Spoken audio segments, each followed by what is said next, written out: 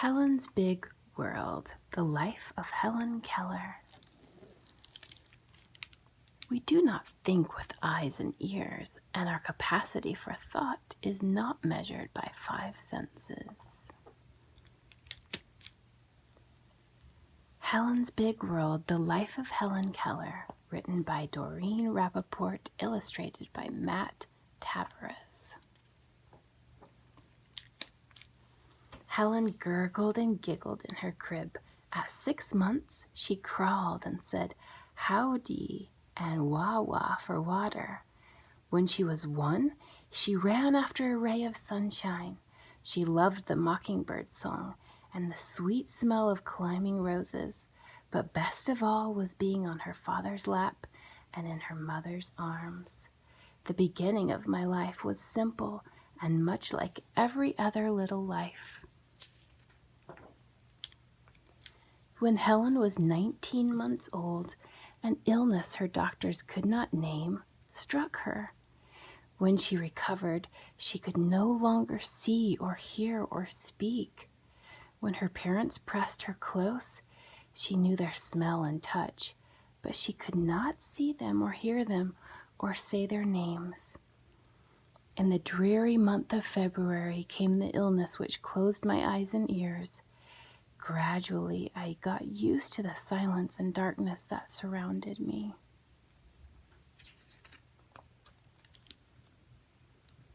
Helen often tried to figure out her dark, silent world. She used her hands to recognize objects.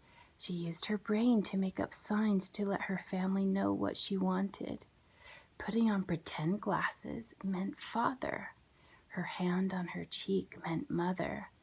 But she could not make up enough signs to have her needs understood. Many times she screamed and kicked and ended up sobbing. Sometimes she hit the people she loved. My failures to make myself understood were followed by outbursts. When Helen was almost 7, Annie Sullivan came to teach her. Annie had been legally blind. After several operations, she could see again, but her eyes were still weak. Annie gave Helen a doll and with her fingers traced the letters D-O-L-L on Helen's palm. Helen thought Annie wanted the doll back, so she kicked and screamed. Annie gave Helen some cake and traced C-A-K-E on Helen's palm. Helen traced the letters back on Annie's palm. Annie gave Helen many objects and spelled their names with her fingers. I was interested in this finger play and tried to imitate it. When Helen imitated Annie's finger movements, but she did not understand that she was spelling words or that things had names. Helen liked the spelling game, but she didn't like learning table manners. She tried to eat with her fingers off Annie's plate. Annie wouldn't let her. Helen screamed and threw her spoon on the floor. Annie forced Helen out of her chair and made her pick it up. Helen threw it on the floor again. Back and forth they went until Helen finally used the spoon and ate off her own plate. In the still, dark world in which I lived, there was no tenderness. One day, a month later, Annie pumped water into Helen's hand and spelled W-A-T-E-R on her other palm. As Helen felt the cold water, she understood that Annie was spelling the word water. Her face lit up, and she spelled W-A-T-E-R on Annie's palm again and again and again. That living word awakened my soul, gave it light, hope, joy, and set it free. Helen touched the water pump. Annie spelled pump, P-U-M-P, on Helen's hand. Then Helen touched Annie, and Annie spelled teacher, T-E-A-C-H-E-R. For the next few years, Helen learned thousands of new words and practiced speaking them with her fingers from the second she woke up until she went to sleep. Annie also taught Helen to see with her fingers. Every day for many weeks, Helen touched a lily growing in a pot. She felt its pointy buds open and form silky blossoms. Helen smelled violets in Annie's hands and felt the warmth of the sun on her face, and Annie spelled each new word or idea. With her fingers, Helen felt the vibrations of a person laughing, a chick bursting out of an egg, a horse neighing, and a baby pig squealing. And Annie spelled each new word or idea. There is not a talent or an inspiration or joy in me that has not been awakened by her loving touch.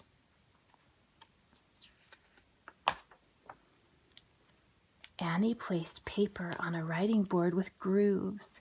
She showed Helen how to guide her pencil with her left hand as she wrote in the grooves with her right hand. Once Helen learned to write, she would not stop.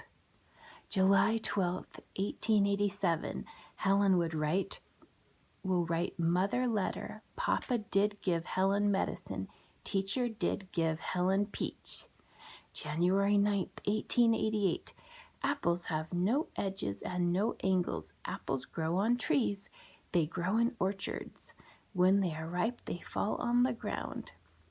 January 29th, 1889, astronomer comes from the Latin word astra, which means stars.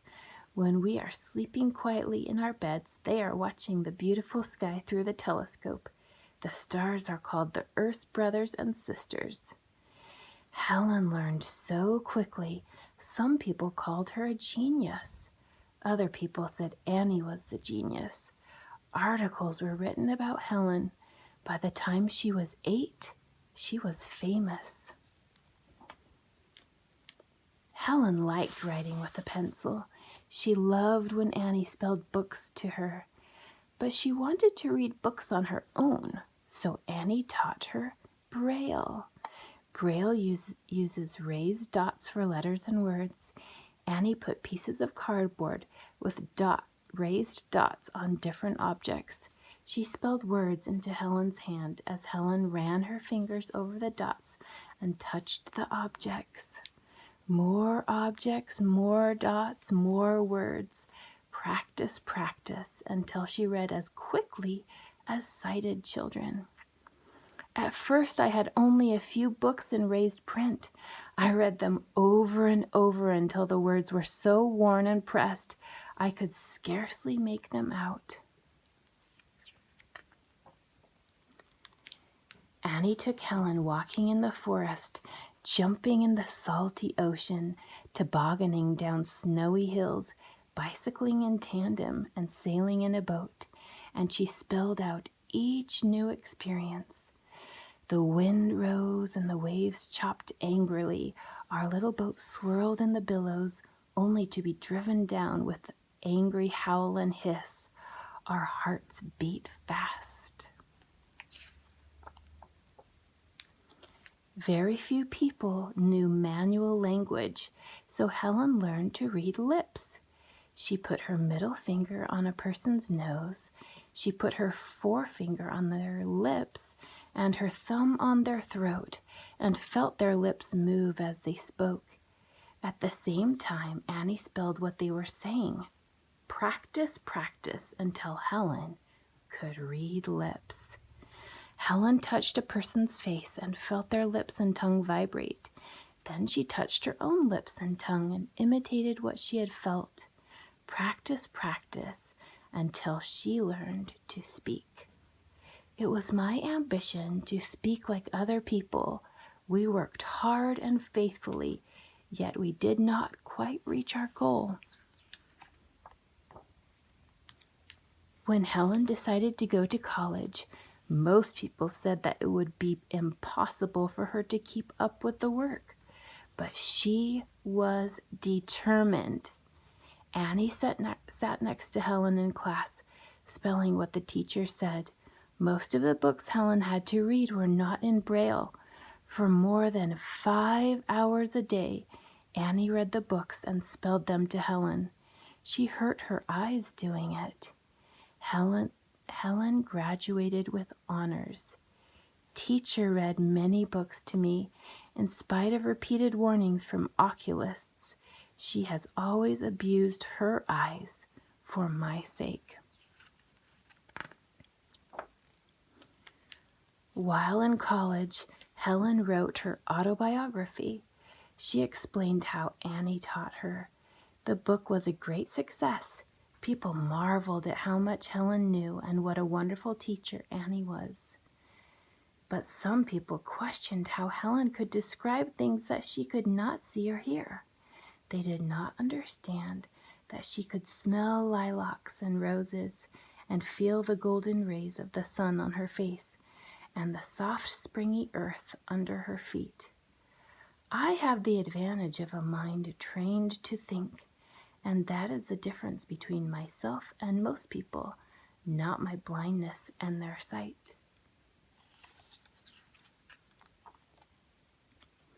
Helen read all kinds of books and met all kinds of people and thought about kinds of things and thought about all kinds of things and spoke out about what was important to her. She spoke against war and against child labor. She spoke for workers' unions and the right of women to vote and for justice for Black Americans.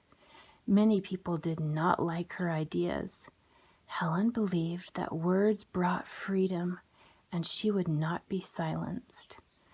I do not like the world as it is, so I am trying to make it a little more as I would like it.